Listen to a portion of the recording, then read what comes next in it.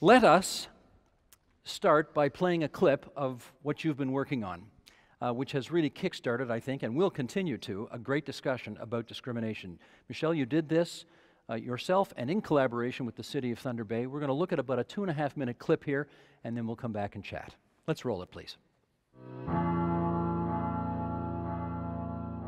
I didn't really know racism or, what it was about or, how much it hurt, just because I didn't experience any of that prior to moving to Thunder Bay. Racism at Thunder Bay is definitely not isolated. I'd say at least once a day, one of my friends or peers will go through a racial event.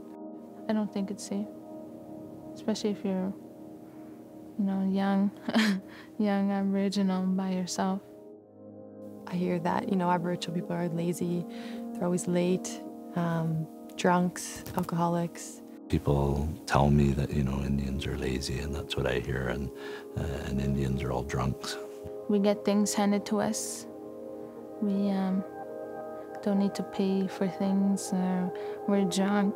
I've been called a drunk, I've been called a drug addict, I've been called dirty, and that's not right.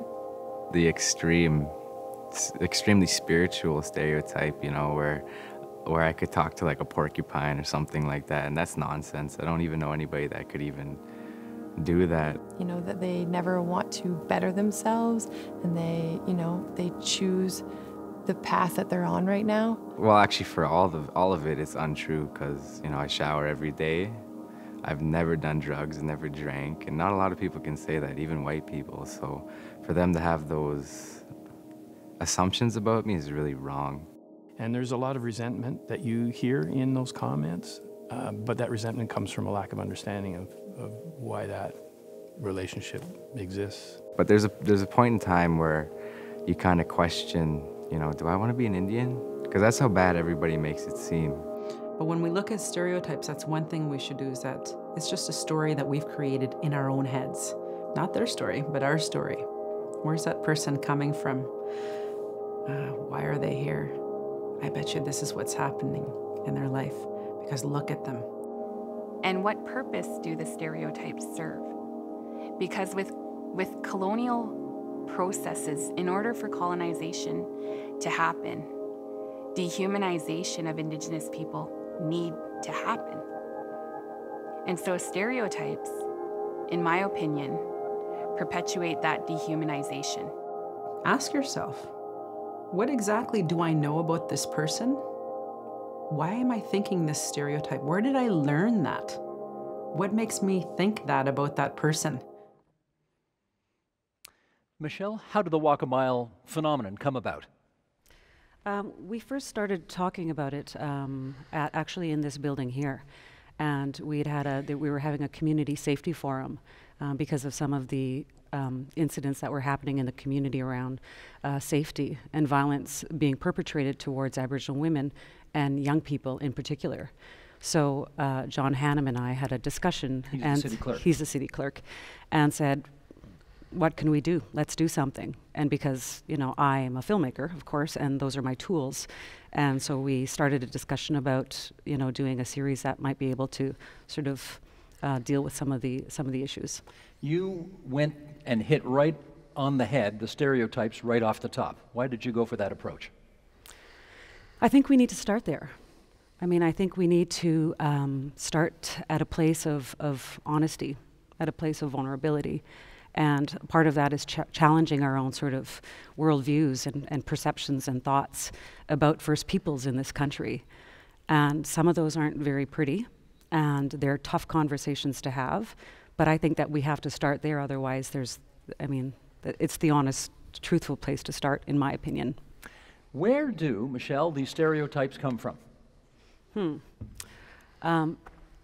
It's funny that you say that, because a lot of the work that I've been doing, even just with the series in the community, that's one of the, I remember I was talking with a group of young law students here in Thunder Bay, and one of the young women, she was a white woman, she was about 25 years old, and she told me that she had those stereotypes about me. We had a really honest conversation, and I can appreciate that. But she said, but I don't even know where they come from. So, I mean, and this Not is even part her of experience necessarily. No, no. I mean, and this is part of why I wanted to start the conversation at stereotypes, right? Because, I mean, I think that in order to, we have to get to the root of where do those stereotypes come from. And that goes way back in Canadian history, you know, way back to first contact and everything that has happened since then. And a lot of sort of colonial sort of policies and violence that has happened since then and throughout time as well, right? Those are hard things to start to talk about, I think, but... Ernie, it is interesting that some of these stereotypes persist even if there is no contact between different kinds of people. Mm-hmm. How do they persist? Well, that's a good question. And the origins of some of these, of course, can be quite interesting. Historians of the fur trade, looking at the history in the early 19th century as the Hudson's Bay Company took full control through the region here and experienced areas that had been hunted out, was quite capable of talking about the lazy Indians. And a lazy Indian was someone who was taking care of his family, someone who was concerned to hunt for sustenance, wasn't going out to hunt animals that could be skinned to produce furs for the trade. And so this sense that a lazy Indian was one who wasn't serving the purposes of the Hudson's Bay Company that wanted the furs, may be one of the places where that stereotype began 200 years ago. How it continues, it's very easy to blame victims for their own situation, and that surely is part of the continuance of these stereotypes. Carmen, any thought about how it continues?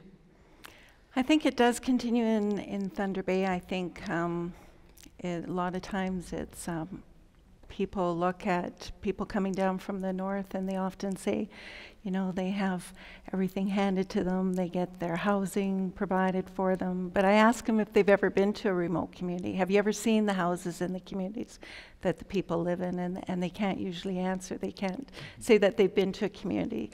So I think it's a lack of education, a lack of actually seeing themselves, what it's like to live in a community.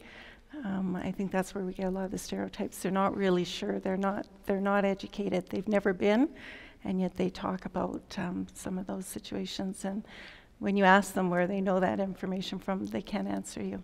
Help TVO create a better world through the power of learning. Visit supporttvo.org and make a tax-deductible donation today.